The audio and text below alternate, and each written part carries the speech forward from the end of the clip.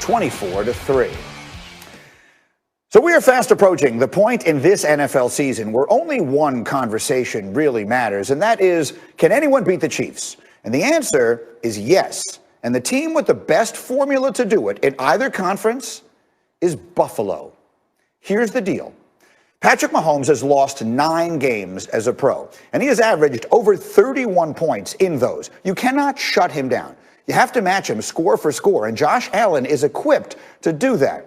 Mahomes has the most explosive pass plays in the sport this year. That's not a surprise. Allen is third, right behind him. In fact, the Bills have only 4 fewer explosive plays all season than the Chiefs do. Buffalo actually throws the ball on first down more than Kansas City, more than anyone. And they're number 1 in the sport in success rate on passes. The Chiefs are number 2. Now, the other way to beat Mahomes is to play keep away, and the Bills can do that too. Patrick is 19-1 when Kansas City has the edge in time of possession, so this matters. Buffalo has 27 scoring drives of 10 or more plays this year. That's the most in the league. They're also number 1 in converting third downs and fourth downs, and they're number 2 in success rate on runs. So they're actually on pace to go into the playoffs as both the best passing and rushing team in either conference. So, would I advise betting against Patrick Mahomes? Of course not. Probably for the next 15 years. But he isn't going to win them all. People are going to beat him. And this year, the numbers say the likeliest to do it are Josh Allen and the Buffalo Bills. Those are the numbers. Let's get the reaction. Here's my crew. And Bart Scott, I'm looking right at you first. What do you think? If you were, so RC is applauding. I may have one supporter. Bart Scott, you buying it? And if not, who's got the best shot to knock out the Chiefs? Well, I'm going to go with the Tennessee Titans returning to the scene of the crime. They have a running back that makes you make business decisions in cold weather. A season's about attrition, and he's getting stronger as everybody else is getting weaker. And when you decide to bring that 8th man in the box, they have Corey Davis and A.J. Brown, who's going to be 2,000-yard receivers, so that they'll be able to put points on the board and wear them down, and also do that 4-minute offense and keep Mahomes and that team on the bench. That way they can run and beat this porous defense of Kansas City, because that's what happens when they struggle. They get the ball ran down their throat. RC?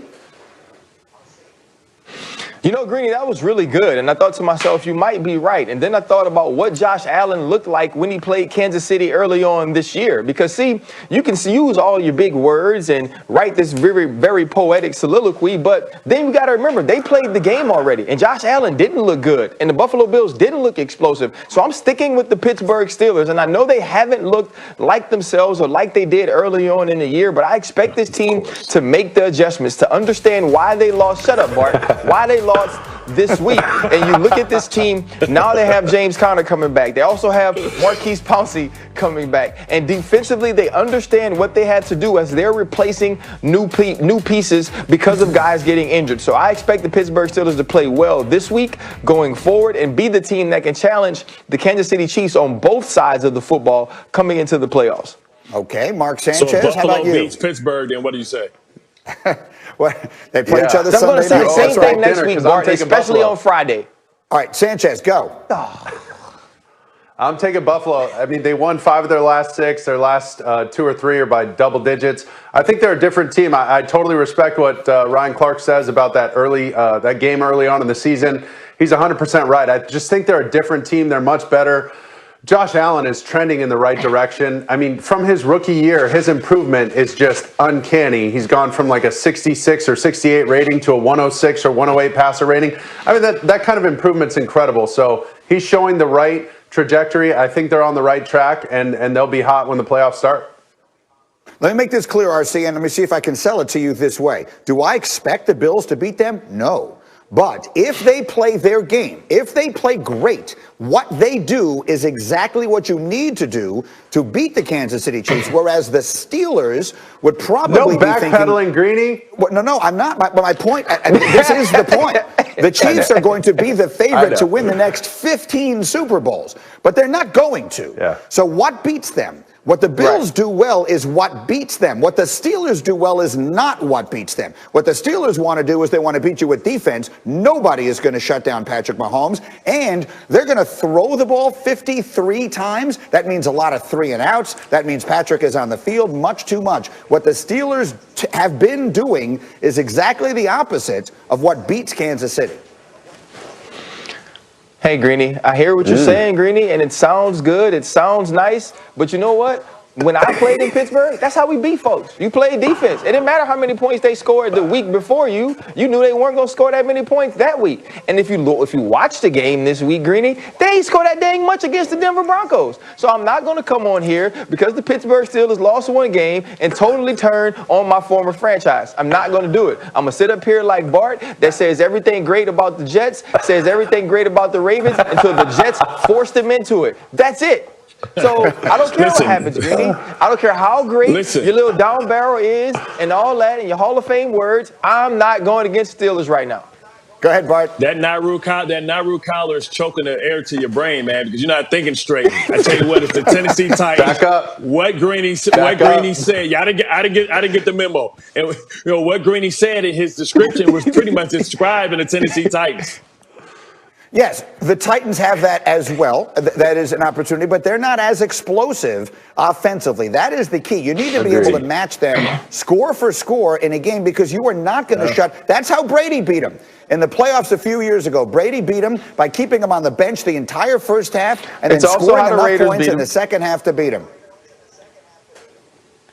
I'm just saying, man, like when you can run the ball and make people make business decisions late in games, you can't stop for forfeit or 3rd and 1, and then you have the ability to throw the ball over the top with 2 explosive receivers that's going to be over 1,000 yards. What happens is it wins ugly. You get your points in bunches in the second half. Mark understands that, and you know that Ryan understands that because you beat teams like Kansas City in the 3rd and 4th quarter when they're trying to make that push, and they have to be predictable and one-dimensional.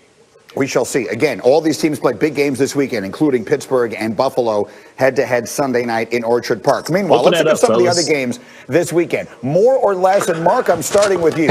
Aaron Rodgers, Sanchez. Let's do more or less here. Aaron Rodgers, Sanchez, Aaron Rodgers against the Lions. More or less than 3.5 touchdowns.